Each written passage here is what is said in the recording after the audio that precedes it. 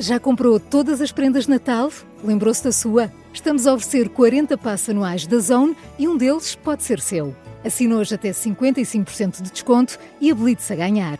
Tudo em observador.pt. Observador.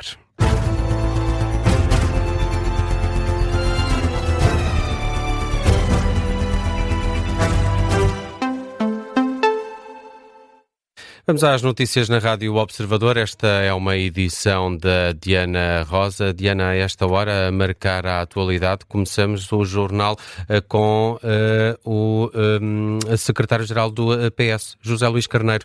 Pediu união dentro do partido em torno da candidatura de António José Seguro à presidência da República. Num discurso perante o grupo parlamentar socialista, no jantar de Natal, José Luís Carneiro faz um forte apelo perante a que diz ser a única candidatura à esquerda capaz de ir à segunda volta. Em direto do Parlamento, onde decorre este jantar, está o jornalista João Lourenço. Muito boa noite, João. Este discurso de José Luís Carneiro serviu para unir o partido, não só dentro, mas também fora da Assembleia da República. Precisamente, Diana, muito boa noite. Foi um autêntico toque a reunir dentro dos parlamentares do Partido Socialista. José Luís Carneiro, que está agora a sair aqui das instalações onde está ainda a decorrer este jantar de Natal do Grupo Parlamentar Socialista, que teve foco não só no trabalho do partido neste último ano, com várias críticas ao governo de Luís Montenegro, mas principalmente essa chamada ao voto, esse apelar à união dentro do partido, dentro da candidatura de António José Seguro. Poder-se-ia dar até o acaso de haver outras candidaturas que pudessem passar à segunda volta do espaço político da esquerda democrática e da esquerda. Mas não há. Só há mesmo uma candidatura que pode passar à segunda volta. E essa candidatura é do António José Seguro. Peço que se envolvam e que se empenhem no apoio a essa candidatura para irmos à segunda volta. Numa chamada, neste caso, à candidatura de António José Seguro, onde foi feito um balanço de um ano, onde pela primeira vez nesta democracia, nestes 50 anos de democracia, em que o Partido Socialista está neste momento no terceiro posto em termos de força parlamentar, José Luís Carneiro teve essa atenção e referiu que neste momento o Partido Socialista tem que voltar ao diálogo com as pessoas para ganhar a confiança dos portugueses. Vamos agora escutar esse som.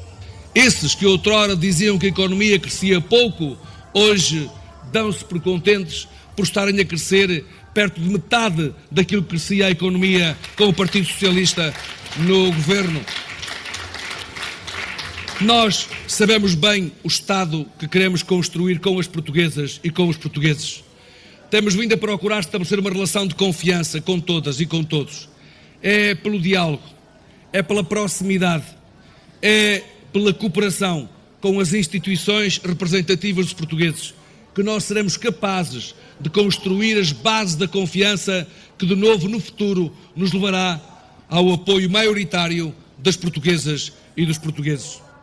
O jantar de Natal também ficou marcado por esse discurso de Eurico Brilhante Dias, líder parlamentar do PS, a criticar o governo não só na habitação, mas também da saúde, e a fazer uma dura crítica ao Ministro da Educação, que classificou Fernando Alexandre como Fernando o mal interpretado, isto na alusão das últimas declarações do Ministro da Educação acerca do utilizo de residências universitárias por parte de estudantes mais pobres. Tudo dito aqui deste jantar de Natal do grupo parlamentar do Partido Socialista, que ainda decorre agora em clima de mais festa entre os deputados do PS. O repórter João Lourenço, aqui com José Luís Carneiro, a querer alavancar a posição do PS, mas também a candidatura de António José Seguro à presidência da República. A Ministra da Saúde admite que há falhas que levam à demora no atendimento de chamadas na linha SNS 24, mas a culpa, diz a Ministra, é da Altice. Ana Paula Martins revelou ter conhecimento de relatos de cerca de 1 hora de espera, mas atira responsabilidades para a operadora de telecomunicações para a alegada falta de profissionais e meios tecnológicos. O alargamento sob o ponto de vista digital e tecnológico e também de recursos humanos, Como sabem, não são só escassos nos hospitais, também são escassos, sobretudo nestas alturas do ano. Não tem sido aquele, apesar do esforço que tem sido feito pelo parceiro Altice, não tem sido aquele que nós precisaríamos para ter menos espera. A Ministra da Saúde admite que o serviço da linha SNS 24 fica muito aquém do necessário. Já temos tido relatos também, recebemos no Ministério da Saúde, de cerca de 1 hora de espera, que é uma coisa que não é intolerável numa linha. Outras situações em que as pessoas não conseguem receber aquilo que nós chamamos uma chamada de retorno. Tudo isto está a ser aperfeiçoado no dia-a-dia. Apesar de assumir os constrangimentos neste serviço de atendimento, Ana Paula Martins considera que a resposta de urgência seria muito pior sem o SNS 24. Isto numa altura em que houve um aumento de 17% no número de chamadas para essa linha SNS 24. Em comparação com dezembro do ano passado, o balanço foi feito até ao dia de ontem. Foram atendidas cerca de 307 mil chamadas de acordo com os serviços partilhados do Ministério da Saúde, numa altura em que os casos de gripe estão a aumentar em Portugal. E em mais de metade destes casos, as pessoas têm ligado para esta linha precisamente devido a problemas respiratórios. O INEM vai pagar na próxima semana uma parte da dívida que tem aos bombeiros, cerca de 15 milhões de euros. Metade do valor total em dívida às corporações de bombeiros pelo transporte de doentes para os hospitais, doentes urgentes. Em entrevista à Rádio Observador, o presidente da Liga dos Bombeiros diz que o arrastar do pagamento é incompreensível. António Nunes afirma que as contas da Liga estão um caos. A situação foi provavelmente desbloqueada, acredita o responsável, por uma tomada de consciência da Ministra da Saúde. A senhora Ministra provavelmente tomou consciência de que esta situação também era inaceitável e fez as diligências que devia ter feito, e o Ministério das Finanças desbloqueou uma parte da verba. Para nós estamos insatisfeitos porque queríamos que fosse a totalidade da verba, mas compreendemos que nesta altura do ano é sempre mais difícil. A Liga dos Bombeiros pediu uma reunião à Ministra da Saúde com caráter de urgência para evitar que esta situação se repita. Quem também deve dinheiro é a Autoridade Nacional de Emergência e Proteção Civil, que esta semana transferiu cerca de 1 milhão de euros referentes às despesas extraordinárias feitas durante o combate aos incêndios deste ano. Faltam ainda 19 milhões. António Nunes sublinha que o Governo tem de começar a cumprir com os prazos estipulados.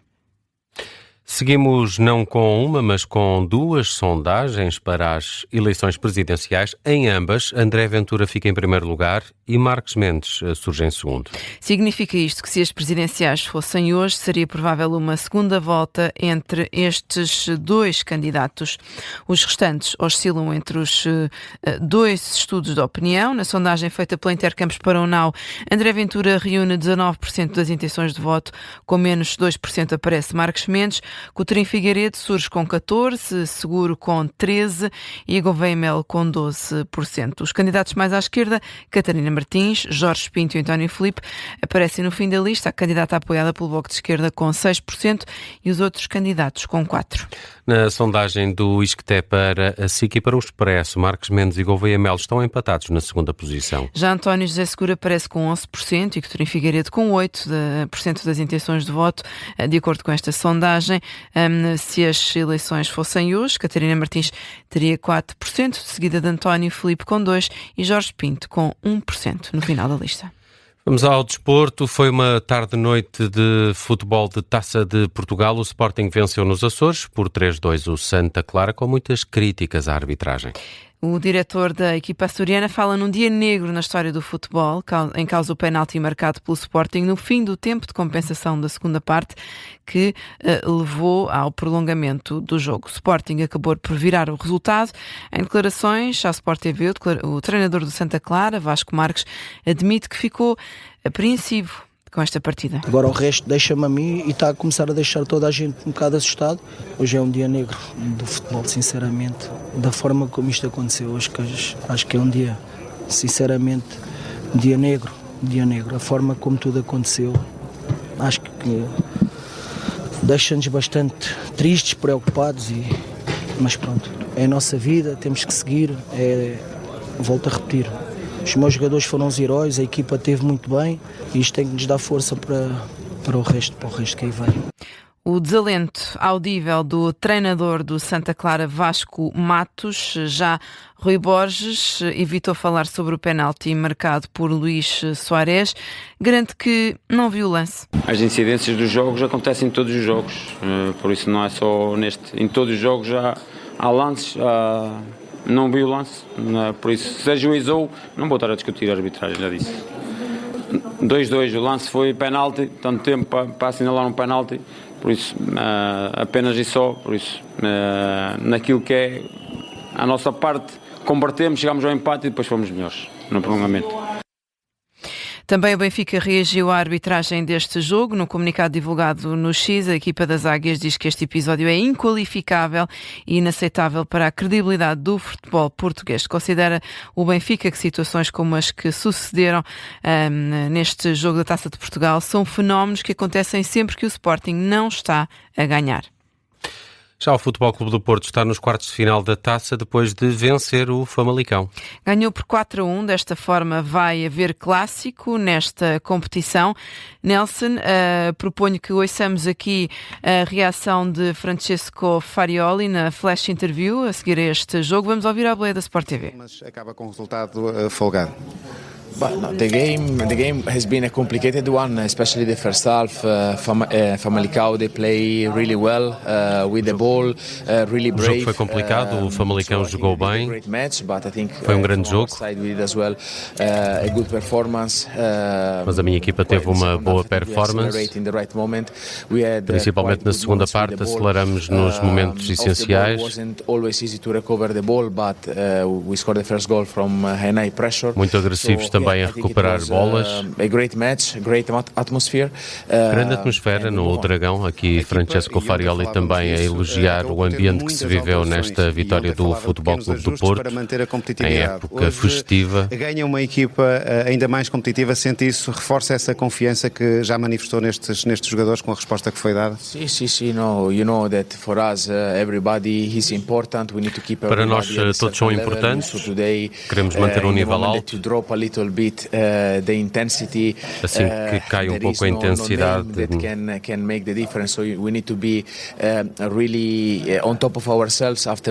temos que estar no nosso melhor. Só assim conseguimos ganhar os jogos. Muito competitivos, sempre focados. A mentalidade é também importante, interessa que esteja alinhada com essa vitória. São declarações de Francesco Farioli na flash interview à Sport TV. E o Futebol Clube do Porto e o Benfica defrontam-se na próxima eliminatória, também no Estádio do Dragão para a Taça de Portugal. Vamos ainda a outras notícias que estão a marcar a atualidade. Portugal continental vai ser afetado no próximo fim de semana por uma massa de ar polar marítima. Vai provocar neve nas terras baixas, temperaturas próximas ou inferiores a 0 graus no interior, norte e centro do país. Em comunicado, o Instituto Português do Mar e da Atmosfera avisa que amanhã, sexta-feira, prevê-se a ocorrência de chuva, por vezes forte. Pode dar lugar a granizo nas regiões norte e centro no fim de semana. O IPMA alerta também para uma forte agitação marítima na costa ocidental, com ondas que podem chegar aos 6 metros. Seguimos com a queda de um jato privado na Carolina do Norte, Estados Unidos. Pelo menos 7 pessoas morreram. O avião caiu pouco depois de levantar voo. Esta tarde, o diretor do aeroporto, John Ferguson, adianta que ainda não há informação sobre a causa do embate. O acidente está a ser investigado pela Administração Federal de Aviação dos Estados Unidos e pelo Conselho Nacional de Segurança nos Transportes. Diana Rosa com as notícias das 11 na Rádio Observador nesta noite de quinta-feira.